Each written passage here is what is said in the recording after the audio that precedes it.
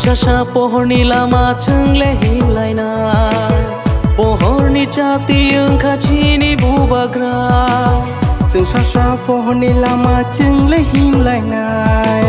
pohorनि जाति ओंखाथिनि बुबाग्रा सेसोंनो लामा फुलुंनाय बसेथिनि दफानो तिसानाय बुबाग्रा सेसोंनो लामा फुलुंनाय बसेथिनि दफानो मोथांनाय हायबायदि बुखुथं खानसानि लामायाव जों पालके हिमलायनाय हायबायदि बुखुथं खानसानि लामायाव जों पालके हिमलायनाय जोंसासा pohorनि लामा जोंले हिमलायनाय pohorनि जाति ओंखाथिनि बुबाग्रा जोंसासा pohorनि लामा जोंले हिमलायनाय pohorनि जाति ओंखाथिनि बुबाग्रा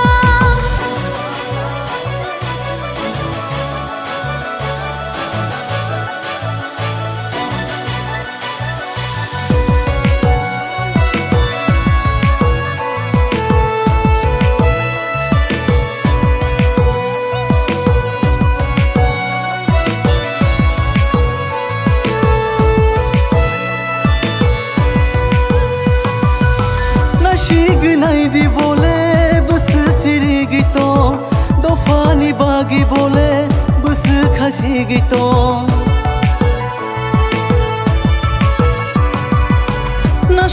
नायदि बोले बोसो खाथि गैत दफानि बागै बोले बोसो चिरि गैत मिनि हिन्जावै आनि हिन्जावै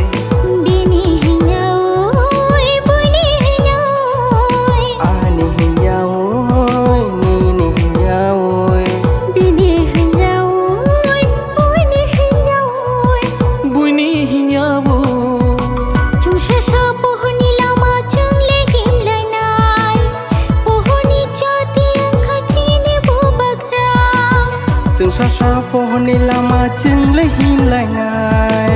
pohorनि जाति ओंखाथिनि बुबाग्रा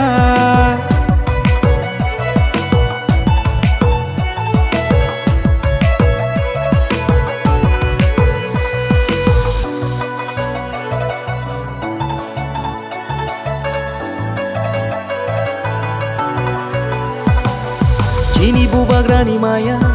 गोरै गोनां बनाया खुबाय मुंसा बसाया बिनिखाय रुबाबो पाया चिनि बुबाग्रानि माया गोरै गोनां बनाया खुबाय मुंसा बसाया बिनिखाय रुबाबो पाया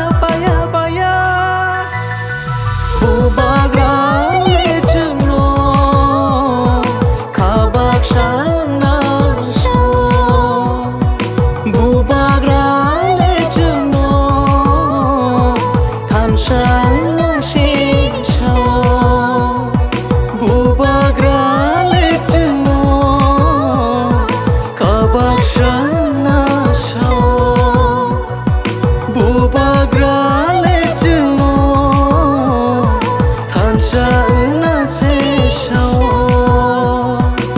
Naishigina waisha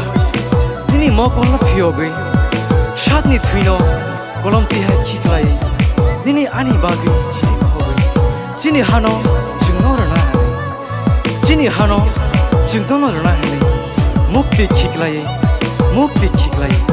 nana ano limito tongjao chiri khobe chini bubagra ayuglo